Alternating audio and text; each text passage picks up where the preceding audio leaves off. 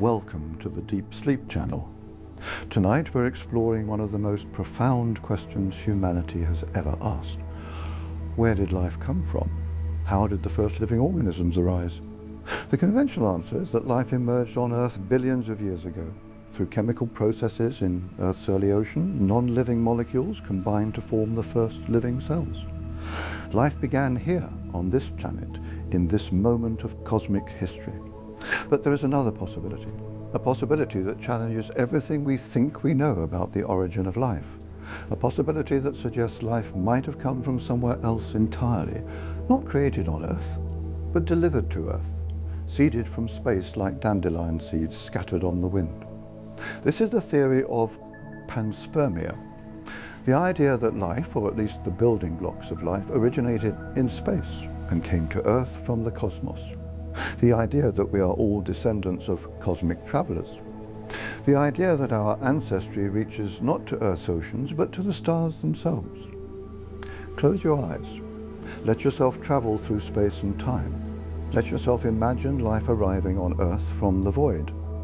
Let yourself contemplate the possibility that we are made of stardust in more ways than we realized. Let yourself drift into sleep with the knowledge that the origin of life might be far stranger and more beautiful than we ever imagined. This is a meditation on origins, on life, on the cosmos, and on the profound mystery of how we came to be. We begin by understanding the conventional theory of abiogenesis. This is the scientific explanation for how life could have originated from non-living matter. 4 billion years ago, Earth was a very different place. The atmosphere was different. There was no oxygen. There were toxic gases, volcanic activity, constant lightning storms. The oceans were warm and full of minerals. This environment, hostile to modern life, was apparently conducive to the emergence of life. According to abiogenesis theory, simple molecules in Earth's early oceans combined to form more complex molecules. Amino acids formed, nucleotides formed. These building blocks of life accumulated in Earth's primordial oceans. Through chemical reactions powered by energy from the sun, lightning, and radioactive decay, these molecules combined into increasingly complex structures. Eventually, self-replicating molecules emerged. These molecules could copy themselves. This was the first step toward life. Molecules that could replicate gained an advantage. They accumulated. Mutations occurred. Evolution began, even before life in the modern sense existed. This process eventually led to the first living cells. The first cells were simple, just a membrane surrounding genetic material. But they were alive. They could grow, reproduce, and evolve. From these first cells, all life on Earth evolved. Every organism, from bacteria to humans, descended from these first living cells. We are all connected through this unbroken chain of reproduction spanning 4 billion years. This is a beautiful theory. It explains how life could have originated naturally through chemistry and physics. It doesn't require any external intervention. It suggests that life emerges wherever conditions allow. But there is a problem, a significant problem that has bothered scientists for decades. The problem is the origin of the first self-replicating molecules. How did they form? How did non-living chemistry produce the first molecules capable of self-replication?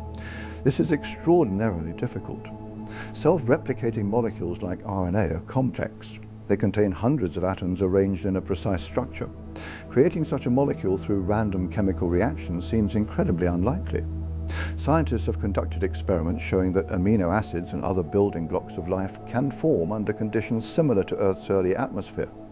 These experiments support the idea that chemical building blocks can form naturally. But they don't explain how these building blocks combine into self-replicating molecules. The jump from simple organic molecules to self-replicating RNA seems to require a leap that chemistry alone might not provide. The probability of the necessary molecules forming by chance appears vanishingly small. This is the problem that Panspermia addresses. Instead of requiring life to originate on Earth through extraordinarily unlikely chemical processes, Panspermia seemed unnecessary and overly complicated. Then, in the late 20th century, evidence began to emerge that changed perspectives. Meteorites from space contain organic molecules. When scientists analyzed meteorites that had fallen to Earth, they found amino acids and other organic compounds. These molecules were not from Earth. They had formed in space, on the meteorite parent body, perhaps billions of years ago. This discovery was significant. It showed that organic molecules could form in space. It showed that the building blocks of life were not unique to Earth. They existed throughout the cosmos. Then came the discovery of the meteorite ALH 84001. This meteorite came from Mars. It landed in Antarctica. Scientists found something remarkable inside it. They found structures that looked like fossilized bacteria, microscopic tubules of a size and shape consistent with fossilized microorganisms. If these were indeed fossilized bacteria from Mars, it would suggest that life had existed on Mars. It would suggest that Mars once had conditions suitable for life. It would suggest that life might have originated on Mars and come to Earth. The discovery created enormous excitement, but it also created enormous controversy. Were these really fossilized bacteria, or were they just mineral formations that looked like bacteria? Scientists debated the question for years. Eventually, consensus formed that the structures were probably not fossilized bacteria. They were probably just mineral formations. But the meteorite ALH 84001 had raised an important question. Could life have existed on Mars? Could Martian life have traveled to Earth on meteorites? We now know that meteorite transfer between planets is possible. When a meteor strikes Mars, it can eject rock into space. Some of this rock can reach Earth. We have found meteorites on Earth that came from Mars and from the Moon. If rock can travel between planets, then living organisms embedded in that rock might also travel. Hardy organisms, like certain bacteria, can survive extreme conditions. They can survive the vacuum of space. They can survive radiation. They can survive the heat of atmospheric entry. The journey might take millions of years. Floating through the cold of space, a meteorite with embedded microorganisms would be dormant. But microorganisms, particularly spore-forming bacteria, can remain dormant for enormous periods. Millions of years might not be too long for them to survive. So panspermia is scientifically plausible. The mechanism is possible. The organisms that would be necessary for panspermia could exist. The conditions required for panspermia to work are feasible. But plausibility is not the same as proof. Just because something is possible doesn't mean it happened. There is another form of panspermia that is gaining attention, directed panspermia. The idea that an advanced civilization deliberately sent life to Earth. An advanced civilization somewhere in the cosmos could have deliberately spread life throughout the galaxy. They could have sent probes carrying microorganisms to potentially habitable planets. They could have seeded the galaxy with life, either to ensure life's survival or to establish colonies. This version of panspermia is more speculative. It requires the existence of an advanced extraterrestrial civilization. It requires their capability and desire to spread life through space. But it is not impossible. An advanced civilization might have the technology to create such probes. They might want to spread life as a way to ensure that life would persist even if their own civilization declined. They might have ethical reasons for spreading life throughout the cosmos. If this happened, then Earth might have been deliberately seeded with life billions of years ago. Our origin might not be accidental. Our existence might be part of a cosmic deliberate act. Let's contemplate the implications of panspermia. If life originated in space rather than on Earth, what would that mean? First, it would mean that life is older than Earth. Life would have originated somewhere else, perhaps billions of years before Earth formed. Earth received life that was already ancient. Second, it would mean that life is not unique to Earth. The origin of life would not be a special event that happened here. It would be a general phenomenon that happens wherever conditions allow.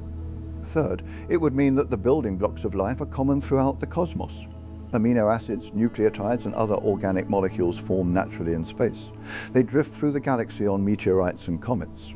Fourth, it would change our understanding of our own origin. We would be the descendants not of Earth's oceans, but of space itself. We would carry within us the chemistry of the cosmos. This is a profound shift in perspective. Instead of being creatures of this planet, we would be creatures of the stars. Our ancestry would reach back to the genesis of the universe itself. But there is also a consequence of panspermia that is sobering. If life spreads from planet to planet, it might not originate only once. It might have originated in multiple places. Multiple forms of life might exist throughout the cosmos. Or if life originated only once and spread throughout the galaxy, then all life in the galaxy shares a common ancestor. All life everywhere would be related.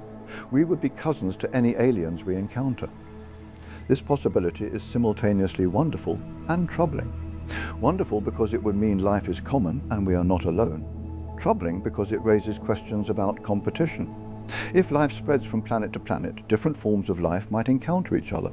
They might compete for resources, they might conflict. The panspermia theory, if true, suggests a cosmos teeming with life.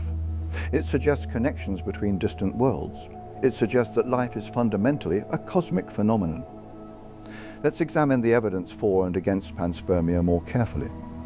Evidence supporting panspermia includes the discovery of organic molecules in meteorites. This shows that the building blocks of life can form in space. It shows that meteorites can deliver organic material to planets. Evidence also includes the ease with which meteorites can transfer between planets. We have found meteorites on Earth from Mars and the Moon. If rocks can transfer, organisms embedded in rocks could also transfer. Evidence includes the hardiness of certain microorganisms. Some bacteria can survive extreme conditions. Spore-forming bacteria can survive for millions of years in a dormant state. These organisms could survive the journey through space. Evidence also includes the fact that life appeared on Earth remarkably quickly. Just a few 100 million years after Earth formed, life emerged. The fossil record shows that simple life existed 3.8 billion years ago.